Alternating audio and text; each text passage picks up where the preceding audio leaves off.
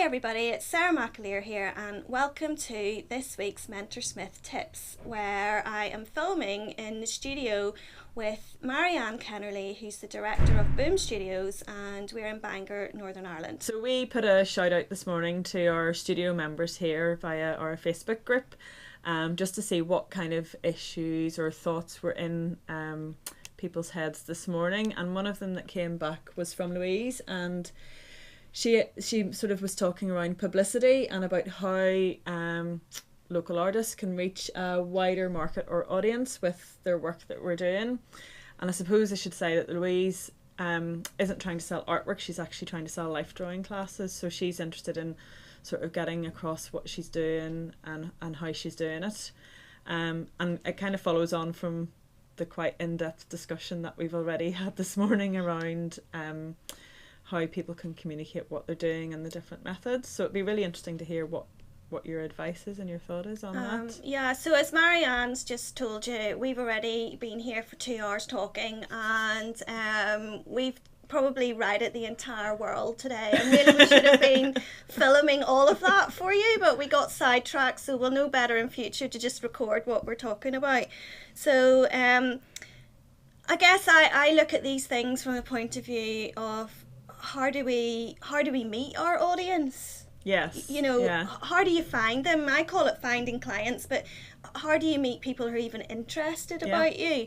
And we've already been talking about that there's a statistic that says that psychologically and how we buy and consume things, not just in the art world, but in all sorts of ways, that we actually have to grow a relationship with people, and we have to have something like a customer or a client or a member of your audience has to see you have sort of, it's called passes, 6 to 8 passes of either you, your work, or what you're about before they really begin to trust you as a person and what you're offering, whether that be classes or teaching or you're offering a product. And I think that's quite a scary statistic, isn't it? Well, I think it's the how, isn't it? So it's, okay, if you do what you do, so how can you make somebody find you 8 times? Yes. In different ways. Exactly. And that's when it starts becoming quite challenging. And we were sort of, as we were talking, we put down a bit of a list, I suppose, on what those 8 things could be, or those, what did we get to? 7 things could be. And you called them touch points. Yeah, I would that. be familiar with touch points. So it's where people can actually touch what you do. Yes. So if you have a product, then that's somebody picking up and touching your product in a shop. But for some of us, it's more around service. So what does that look like without them coming? If they come to the class, then you've achieved what you want them to achieve. So what are the other steps before that, I suppose? How do they find you? Yeah. Yes. I mean, how did they get that first touch to you or whatever you're about? So how are they going to hear about you?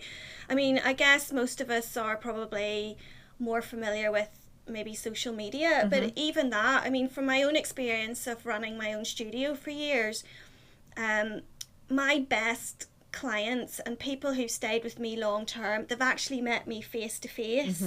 Now you don't have to have your own studio for that. That could have been through, have I done a fair somewhere where I've talked to people, and I mean, I like to talk. We both like to talk, don't we? So, I would really use them as a talking point and making sure that I've communicated with them in some way, and then maybe handed out a business card. And then the trick is always to get contact details from them so that you can follow up some way with them or keep in touch with them. So, and I suppose a lot of people, if you have a studio or you have a shop, then there's always going to be that opportunity for people to step in or walk in and kind of make that contact. But a lot of people would work from home. Exactly. So it's where does that happen then? How can you create that same scenario? Yeah, so again, and as well, a lot of the artists makers I work with, some of them, they don't like talking. Yeah. So what if you're someone like that, you actually don't want to meet people face to face? Well, that's where your gallery comes in and they do that job for you, I suppose, isn't it? Wherever you're stalking your work or exhibiting your work. And again, for us personally then, we have to learn how to use social media to do that. I mean, that is you know, now I have all sorts of theories on social media, which Well, I'm not going into now, but maybe we should think that social media is one thing on that list. Yes. And at the moment, it's a very trendy.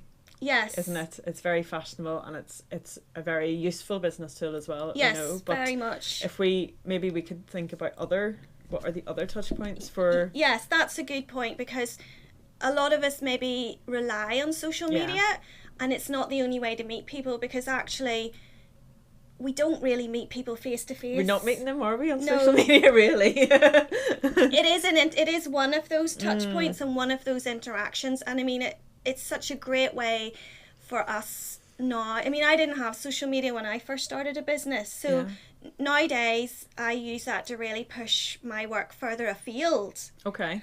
But you can still build... I mean, I would go as far as to say that I've built 2 businesses without a website or social media when I look historically. Yeah. Because, you know, those things grew as my business grew. And the way I did that was, how am I going to actually meet someone? Yeah. So, you know, we've already said, well, if you're out at an event, whatever you do. Now, you may be places where people tell you to go and network all the time. Yeah. And I know a lot of artists and makers freak out about networking. So I was taught a tip once about networking, and I use it in lots of things, and it's called just one thing, the power of one. Yes, okay, right? yeah.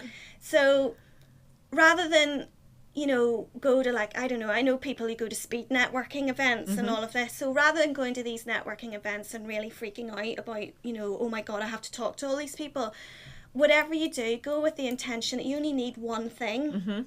So if it's networking, you only need to connect with one person, and one good contact is all you need, because that person, if you really connect with them, they're going to want to know about you and your story. And as an artist, I mean, they might not be a buyer to begin with, but if they've met you in that relationship, you can bring them along, and having that one thing is better than handing out 30 business cards to people who don't care. Yeah, and I think people tend to give out business cards very easily. Yes. And you get people that go and put them on the chairs. Yes. And actually should be quite precious about them. Yeah. I think. And they cost money. Yeah. Well, you know, remember that? That's still a cost. But especially for like an artist, all the time you would see artists with, it's a piece of artwork. Yes, you know, that's right. And you're actually being quite selective about who you want to give that to. Yeah. Rather than letting everybody have it, you know. Yes. And it's about making yourself memorable then, isn't it? That you're being quite special. And I mean, I collect business cards, but I have there's always ones that stand out as being quite nice. Yeah. Or handmade. Yes. Or, you know, engraved onto something, plywood or something like that. Yeah. So you can make really quite nice business cards that are memorable, and it's a little gift that you're giving to somebody. Yeah. But that's the talking point, isn't it? It's about finding that hook and about finding that one thing you have in common with the person that you're talking to. Yeah, and sometimes, like I said, if you don't really like to talk, sometimes that's a good conversation starter, isn't it? You know, here's my business card, and then people will say, well, what do you do? You know, and then that's you know, even though you might not want to talk, most of us should be able to tell a little bit about our work and what we do. And I think the thing about artists or creative people is actually you're not always in the situation where you're selling a company. It's yourself. Yes. You know, so it's very easy to talk quite fluently about what you do and why you do it. And a lot of the time it's about getting the passion across so well, that this is what you do and you love it. Yes. And that's what people remember, because a lot of people won't feel that way about their corporate job. No, exactly. Exactly. I mean, one of the things in recent years I've had, you know, we both have children, and I've noticed a lot of the women, for example, would say things to me like, oh, you're so lucky you have such a creative job. And I think to myself sometimes, well, they don't see the hard parts about running a creative business. But the fact is, what they're really saying is, aren't we lucky that we actually get to do our passion? And that is something I don't take for granted. Yes, there are times when it is hard and I think, oh my goodness, why am I doing this? But you know, the fact is, I do get to do what I like and enjoy, and you know, that part of my brain is always in there. I can't turn that off. Do you know, sometimes I wish I had a flick off switch, but it's always in there. So I do get to, it's a bit egotistical maybe, isn't it? Well, yeah. Well, what I want to ask you then is, what's the worst bit? What's the worst bit? Well, the worst bit is when you have to make a living.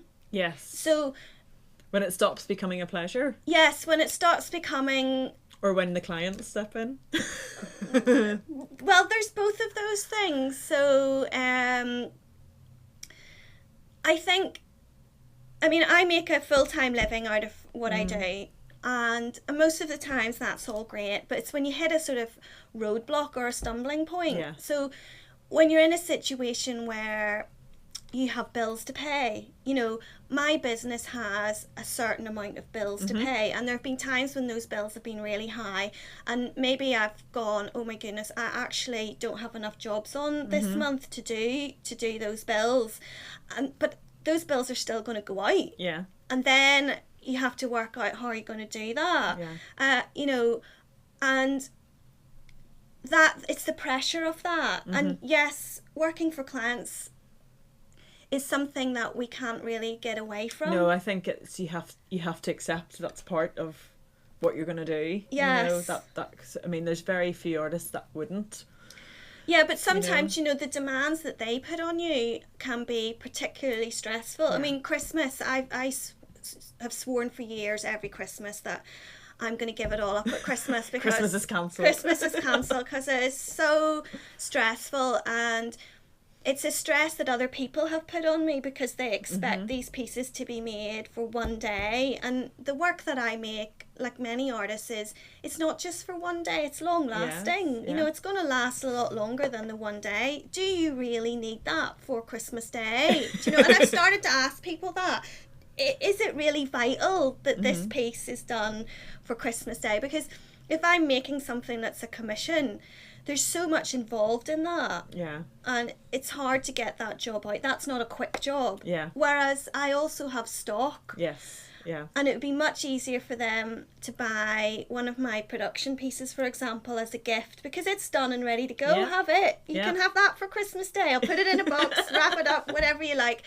And, you know, that's particularly hard. Thanks for listening to this week's Mentorsmith tips, and I would love to hear what you have to say, so please leave us a comment below this video, and don't forget to give the video a little like, and if you're watching us on YouTube, then don't forget to subscribe to the channel, and I'll see you next week. Bye!